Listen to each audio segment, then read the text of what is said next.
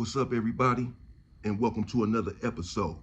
Hit the like button, subscribe to my channel, and share the video. Hit the join button and become a member. Why? Well, members get exclusive content.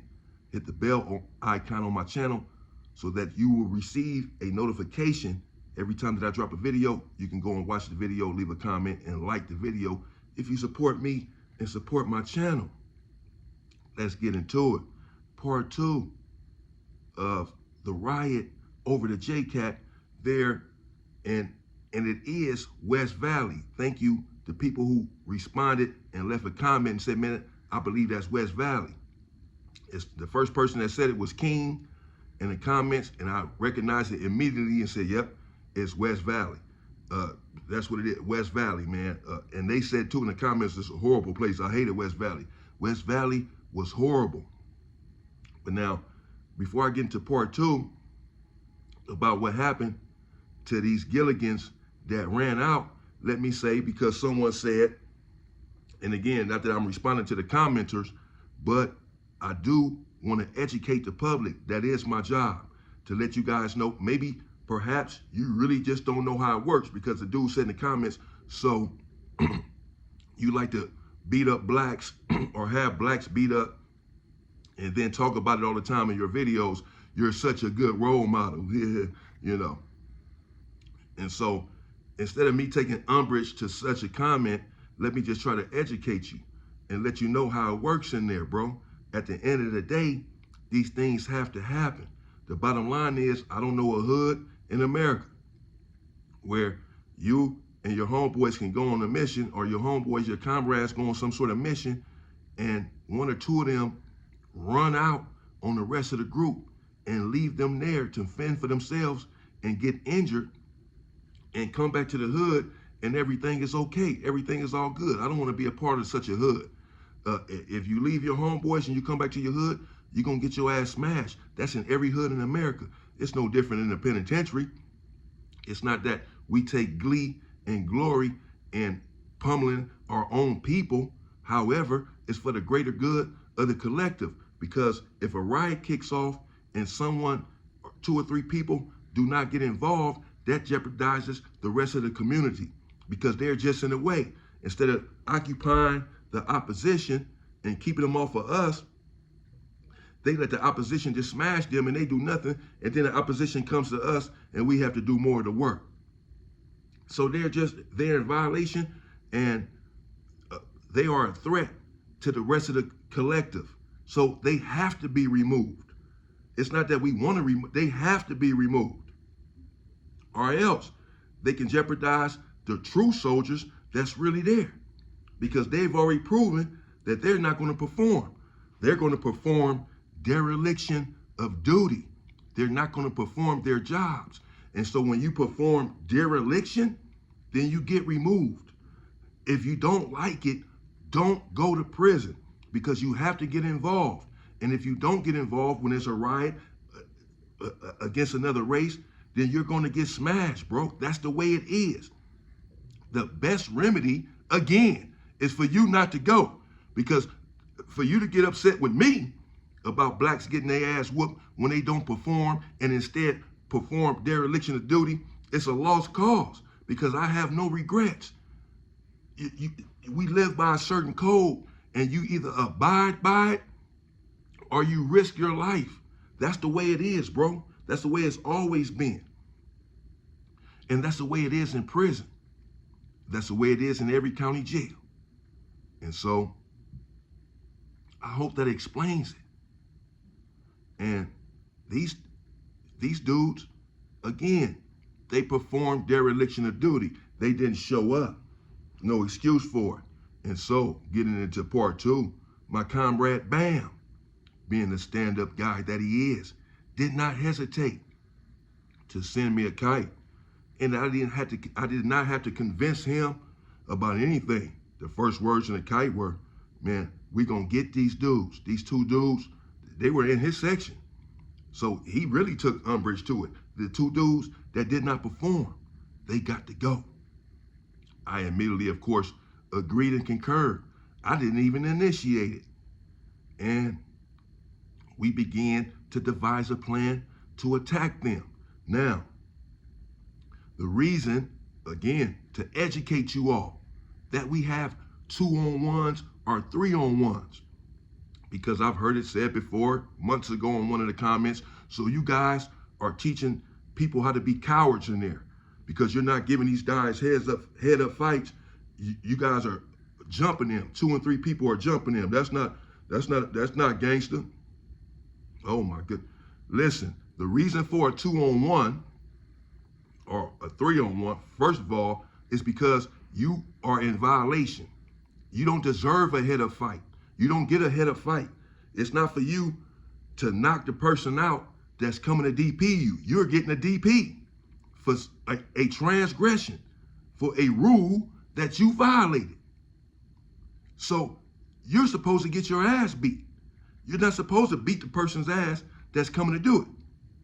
That's why it's always a 2-on-1. Again, a 2-on-1 also signifies to the police that you are the victim. You are the one that must be removed. If it's just a 1-on-1, it's just a mutual combat, just a regular fight. And so you don't get DP'd for your transgression. That's not how it works. You have to get a DP and a thorough one. And so they send 2 or 3 people at you. Luckily, it's without a weapon. Sometimes it's with a weapon and it's still 2 or 3 people. Welcome to prison. Stay the fuck out. If you don't fucking get this shit, you don't understand. Stay out. You're not going to change it. This is the way it is. Stay out. Now, we devised a plan to get these guys who performed their dereliction of duty and left our good brothers out to fend for themselves. Well, that is a no-no. And so, Bam said, right here in my section, I will attack the tall, dark-skinned one. As I said, the 2 of them were cellies. One worked the morning shift and one worked the PM shift. They were both trustees. So Bam decided to say, well, when his cellie goes to work and comes in your section, y'all attack him. And once y'all attack him and we hear the commotion, we're going to attack this dude over here because he's not going to be at work. So when we have day room, he's going to stay right here in our section and come out for day room. His cellie's going to be at work in y'all's section, or we would attack them both right here in the section, but his cellie's not going to be here. He's going to more likely, at some point, he's going to be in y'all's section. When he comes to y'all's section, y'all get him, and then we're going to get this dude over here. I said, okay, bet. He came up with the plan. Normally, I have to devise a plan, but he had the leadership and the initiative and the heart to come up with one himself. And I agreed wholeheartedly that these dudes must be removed immediately. And that's what happened. The dude, the light-skinned dude, came in the section and we attacked him. The blacks did. Just about 3. And got him on the ground and did hit him across the head a few times. And Bam and them did the same thing to his cellie over there in the other section. And his cellie was over there running, but they chased him down and got him on the ground and whooped his ass for his dereliction. And we have no regrets about it. And as you came in there and performed dereliction of duty, the same thing would have happened to you. No one is above it. It's just the way it is. Same thing would have happened to me. That's why I don't run. I just get down when I have to. And you must do the same or just stay out. And that's what happened with that situation, man. Okay? The situation did happen with the Southsiders. And again, it was over a Jcat, which is why these Jcats should not be allowed in modules and on yards. Someone asked who a Jcat was. A Jcat, of course, is someone who takes medication, someone who's 50-50, someone who's not all there mentally, walks around, talks to themselves, sometimes urinates on themselves, sometimes defecates on themselves, etc. And they cause problems in the units, on the yards, and in the modules for various reasons. And they should not be allowed there. And that's the bottom line. And because look what happens. People get hurt. Look how many riots I done told you about in prison and in the county jail over a Jcat. All of these over a Jcat. Because people get hurt. Jcats are human beings and are people too, and some of them legitimately need help. Let's help them. But they should not be on the yard, on the main line, where they can cause problems and cause people to get hurt. And that's it. And that's what happened in that situation there in West Valley, in San Bernardino. It went up with the Southsiders over a Jcat. They got him on the ground and pummeled him. And though he was a Jcat, him being a black man, I was disgusted and outraged and could not and would not ever accept that from anyone putting their hands on my people for whatever reason. And that's just that. Again, if he had attacked them first, that'd have been different. But he just talking, that's out. And again, we resolved it. We talked about it after it happened. I talked to their higher ups, and I explained to them that it wasn't nothing personal, but it was for sure gonna go up. It had to go up. They said they understood that. They was expecting it for the most part, and probably would not have respected any other sort of response. And we squashed it right there, and then just handled them two dudes. And then they got about the unit. They rolled it up and left, bro. And that was it. Or the police rolled them up, whatever. They left. They wasn't trustees there anymore. They got on.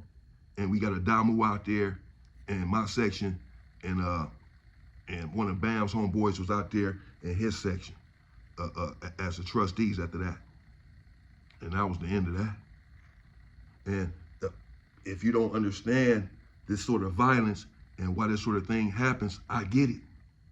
But the best thing for you to do, again, is to circumvent prison. Stay out, take care of your business out here, and stay free. And then you don't have to worry about such occurrences.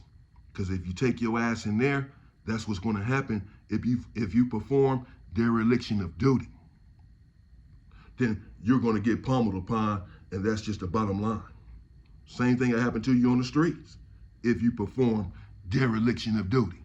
You can't do these things and get away with it. Why try? And if you can't understand that, you're just not a stand-up man. Well, coming up, who knows? I know you want the Porky and Goofy story. You've been asking for it. I'm going to get to it.